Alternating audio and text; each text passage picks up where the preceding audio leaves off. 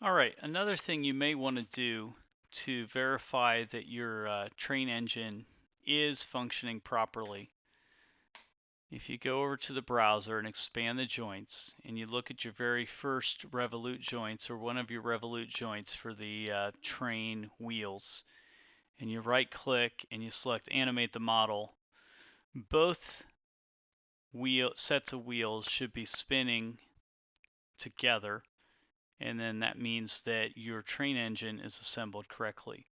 If one of them is spinning forwards, the other backwards, or if it's not animating correctly, um, they should either both be going forwards or both be going backwards, then that means that you have some troubleshooting to do with your assembly till you get to this point.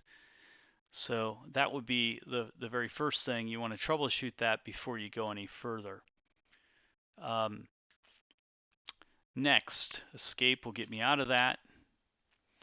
I'm going to create a new design file and save it right away as train track.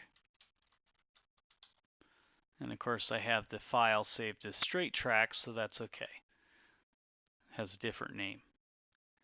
So then I'm going to bring in train track pieces. The very first piece I'm going to bring in, and let's move it forwards 24 inches. Okay, so we moved that 24 inches forwards from the origin. All the track pieces are 12 inches long. That's why I chose to move it 24 inches forwards. So let's say OK. And then this is a new assembly, so we want to make sure we ground that very first component. Let's bring in another straight track piece. And this one, let's move forwards a distance of 12 inches. And we'll go ahead and bring in a third piece. And the third piece we can just leave right there. Now, something that can make an assembly go a little faster is when they are perfectly brought into the assembly, or you model it top down, you can do an as-built joint. So now I can just select the pieces of the track, and it's going to lock it in as it sits in the assembly right now. So I can do just as-built joint and pick the two pieces. And in fact, you can even make those revolutes or sliders or any of those, but in this case, we just want a rigid as-built joint. So now I can't move any of those parts. Of course, I can still pan with my mouse, but that's it. Okay, so that's the first part of putting the train on the track, is we want a track subassembly. The next part of putting the train on the track will be to bring the train engine in. And unlike how simply I was able to manipulate the track to be assembled, you can see that the train is sitting at the wrong level, both from a depth standpoint and also from a width standpoint. It's not on the center of the track. So what I'm probably going to do with this is just pull the train off the track somewhere in space. And actually, I want to see the bottom of the train, so I'm going to go ahead and spin it around so I can see the bottom of the train. Okay, the assembly constraint I want to use with the train body is a slider. So let's see here. Let's go assemble joint, and instead of rigid, we're going to pick slider. And let's pick the middle of the train body with the middle of the top of the track. So you see that kind of plops that down, and that's putting the train sliding right along the top of the track. And actually, if we animate that, that kind of helps see what's going on. That's animating in a Z direction. That's the wrong way. How about if we move that in the x-axis, and that's the wrong way. So let's try the y-axis, and oh, now that's sliding back and forth in the correct orientation. Now, that being said, my constraints or my offsets are not correct. So let's stop animating so it jumps back to the middle.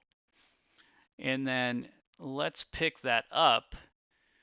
And if we would do the math, the distance up would be 0.375. And then the distance back, we want to line that up to where the train goes back a little bit closer to the back of the track. So let's try another, 4 inches. And if we look at that, 4 inches is pretty close to the back of the track. So I think we can live with that. So now if we animate that joint, we can see it sliding back and forth along the axis there.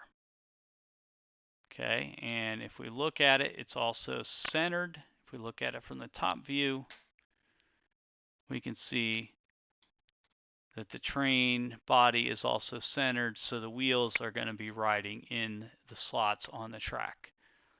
So I'll say OK.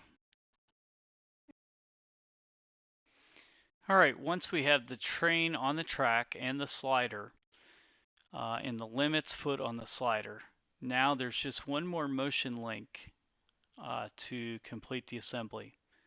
So we're going to do another motion link, and we're going to do a motion link between that slider, and if we expand on the browser and get to the joints of the train engine, that very first revolution joint, and the distance that we want to travel, and we can see it's moving and spinning, and I don't know if we need to reverse it or not. We'll figure that out in a second. But the distance we want to travel with one revolution of 360 degrees would be the circumference of the wheel. So that would be 3.14 times 2.25, which that's pi times diameter.